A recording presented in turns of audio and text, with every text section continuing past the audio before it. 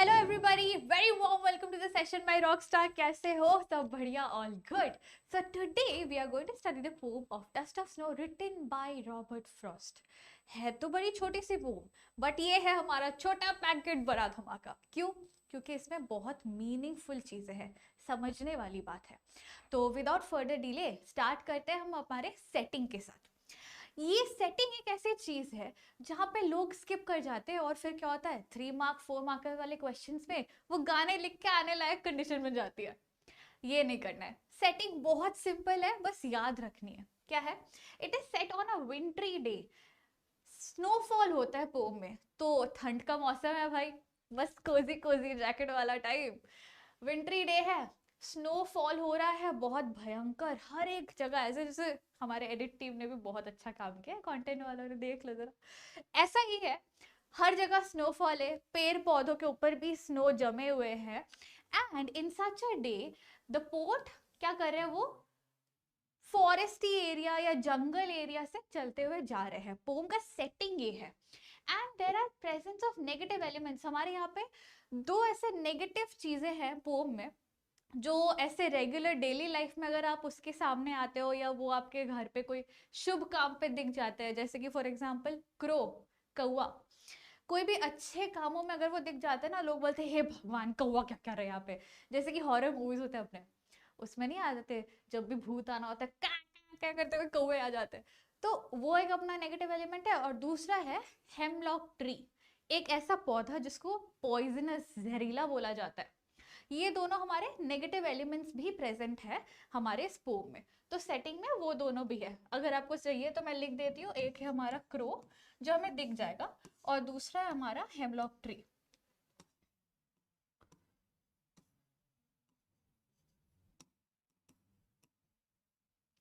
तो ये रहा हमारा, इतना ही है सेटिंग के, ये 4 ही पॉइंट्स है, ज्यादा कुछ नहीं है। ठीक है, इतना याद रख लेना। पॉइंट्स याद रखोगे ना भाई, तो आंसर आराम से लिख लोगे। और आंसरिंग का भी एक पैटर्न होता है, की पॉइंट फॉलो करना। अगर आपका 4 मार्क का आंसर है, 4 की पॉइंट्स है ना, जोड़ो कैसे भी आप, लेकिन उन की पॉइंटर्स को पेंसिल से लाइन कर दो, तो भाई पॉइंट्स और मार्क्स मिल जाएंगे। बोर्ड्स में तो ये होंगे ही होंगे। चलो आगे बढ़ते हैं, चलते हैं हमारे कैरेक्टर्स की तरफ। 2 कैरेक्टर्स है मेन। एक हमारा पोर्ट है जो कि जंगल से चलते हुए जा रहे हैं। दूसरे है हमारा ये क्रो, जो हमारे पोर्ट का मूड चेंज करते हैं। है तो नेगेटिव एलिमेंट, जैसे मैंने बोला हॉरर मूवी, लेकिन he is one important character हमारे पोम के। एक और कैरेक्टर बोल सकते हो जो कि हमारा ट्री है, हेमलॉक ट्री। वो ट्री भी एक कैरेक्टर के हिसाब से ही एक जगह पे है, बिकॉज उस ट्री से ही स्नोफॉल गिरता है। तो उसको भी एक कैरेक्टर मानना चाहो तो मान सकते हो, लेकिन जनरली 2 मार्कर के आएंगे, मेंशन करना हुआ तो यही दोनों होंगे। आगे बढ़ते हैं हमारे एक्सप्लेनेशन में, क्विक एक्सप्लेनेशन। दिख रहा है 4-4 लाइन का एक पोम है। शुरू करने से पहले एक बात दिमाग में आ गई तो बता देती हूँ, poetic device rhyme scheme. Crow, snow, me, tree, तो बन गया A B A B, A B A B, crow और स्नो, मी और tree, A B A B. Same यहाँ पे हार्ट और पार्ट, मूड और रूड। सो यहाँ पे सी डी, सी डी, ये हमारा है rhyme scheme, A B A B C D C D. शुरू करते हैं पोम एक्सप्लेनेशन से। So the way a crow shook down on me the dust of snow from a hemlock tree। थोड़ा सा base set कर देती हूँ। हमारा जो पोर्ट है उसका दिन बड़ा ही गंदा जा रहा था, बहुत ही डिप्रेस था। अब आपका भी देख लो, लाइफ बहुत कुछ रीजंस होते हैं जिससे कि आपका दिल दुख जाता है या कुछ ना कुछ बुरा हो गया तो आप एकदम सैड उतरे हुआ करके चलते रहते हैं हम लोग। तो पोर्ट का भी कुछ ऐसा ही एक दिन था ये, जहाँ पे वो बड़े उदास थे, बड़े सैड थे, ऐसे सैड बॉडी लैंग्वेज के साथ चलते हुए जंगल, ये जंगल है तो जंगल से ऐसे जा रहे थे, बहुत ही धीरे धीरे स्लो मोशन में वॉक कर रहे थे। जंगल है तो इट्स लाइक इधर भी ट्री है, इधर भी ट्री है, बीच से चल रहे हैं। उसी अकॉर्डिंग चलते चलते एक पॉज ले लिया सडनली एक ट्री के नीचे, जो कि है हमारा हेमलॉक ट्री। ट्री के नीचे उन्होंने ले लिया पॉज, एंड बोलते हैं कि the way a crow shook down on me, जो पौधा है, सपोज मेरे पीछे ये पौधा है, ठीक है, मेरे ड्राइंग पे मत जाना, ऐसे ऑफलाइन ड्राइंग अच्छा है मेरा। तो सपोज मेरे साइड में ये पेड़ है, या मेरे ऐसे इधर खड़ा है ये पेड़, एंड वहां का एक डाली ऐसे रखा हुआ है जहाँ पे ये क्रो बैठा हुआ है। तो मेरे रेस्टिंग टाइम में सडनली मैं इस पेड़ के ही साइड में आके खड़ा हूँ, सडनली इस क्रो ने ब्रांच को शेक किया, because of which dust of snow मेरे ऊपर गिरा। तो मेरा दिन बहुत खराब जा रहा था, बट सडनली ये जो स्मॉल इंसिडेंट हुआ, shaking down of the dust of snow on me from this hemlock tree, this brings, ये एक कॉज है हमारा चेंज ऑफ मूड का, पोएट का बेसिकली। तो ये बोलते हैं कि has given my heart a change of mood. पूरा दिन सैड निकले, ग्रम्पी थे, डिप्रेस थे, अभी जैसे ही ये छोटा सा इंसिडेंट हुआ कि वो स्नोफॉल उनके ऊपर भी आया, तो वो सडनली ऊपर देखे, like hi, so sweet, yeah, it's such a nice lovely thing of the surrounding atmosphere, environment, nature, कुछ भी कह लो।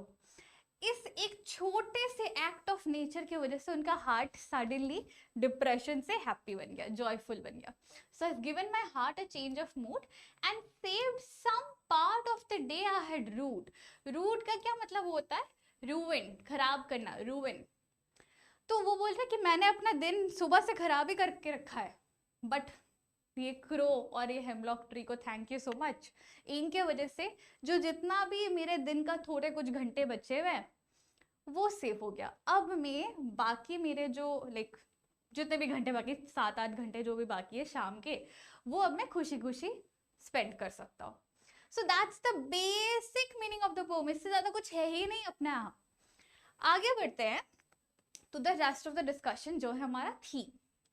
थीम बहुत सिंपल है, बट इसको लिखना बहुत अच्छे से है, जिसका तैयारी यहाँ पे किया हुआ है, मैंने रेडी रखा है भाई। तुमको मेहनत करने की जरूरत नहीं है, बस समझना है और उसको लिखना है। तो हमारा थीम क्या है? एक है विंटर सैडनेस और दूसरा है हीलिंग प्रॉपर्टी ऑफ नेचर। मतलब इन दोनों पॉइंट्स को हमारे आंसर में रखना ही है। उसके साथ उसको फ्रेम कैसे करना है, उसके लिए मैंने यहाँ पे और हमारे नेक्स्ट स्लाइड में पॉइंटर्स ऐड किए हुए हैं। एक एक करके लेते हैं। So first, in the first stanza, we see the poet describes a simple natural happening. अभी मैं आपको real life example देती हूँ। जैसे मैं, ये सच में हुआ है मेरे साथ, कुछ दिन पहले मेट्रो से ट्रैवल करी थी और फॉर सम रीजन मैं बहुत ज़्यादा सैड थी, ठीक है। तो मैं ऐसे बैठी हुई थी मेट्रो में, सडनली मेरा आंख गया ऑपोजिट सीट में। I looked at the other side of the train and वहां पे एक छोटा सा बेबी अपने मम्मी के गोदी में बैठा हुआ था, और मैंने जैसे ही देखा उसने भी मेरी तरफ देखा और ऐसे खिलखिला के मुस्कुरा दिया। एंड वो इतना प्यारा सा एक फीलिंग था ना, मतलब मैं कैसे समझाऊं, उसी से मेरा मूड चेंज हो गया। ऐसे लगा इतना प्यारा सा कोई इंसान मुझे स्माइल देगा तो मैं उसको ऐसे कडल करके एकदम दिल खुश हो गया मेरा। तो that is the kind of thing the poet is also saying, कि एक small happening of the nature changed his mood completely from a very bad sad day to a very good and happy day. That is the thing shown. Now the snowflakes have covered the top of the tree, and जिस tree के अंदर poet खड़े थे, the negative element, one of it, hemlock tree, poet was standing under the hemlock tree, and from this tree, because snowflakes have covered the top of the tree, dust of snow गिरता है उनके ऊपर, with which the crow, again another symbol of negativity, जैसे हम इल women भी कहते हैं, negativity, इल women सारा एक टर्म होता है इंग्लिश का, जिससे कि आप नेगेटिव चीजें दिखा सकते हो। जितना सिनोनिम यूज करोगे उतना बेटर होगा आपके आंसर के लिए।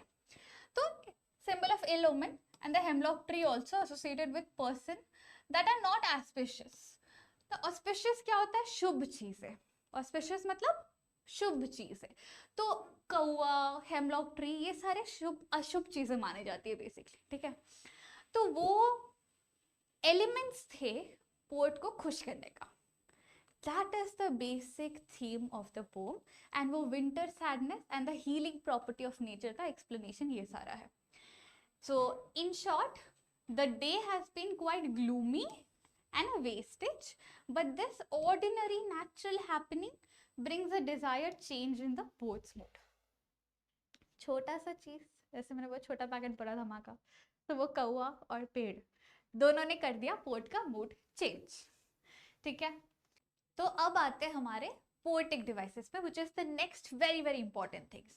तो राइम स्कीम तो आई हैव टॉक्ड अबाउट, बोल दिया मैंने, ए बी सी डी। आते हैं नेक्स्ट हमारे एलिटरेशन।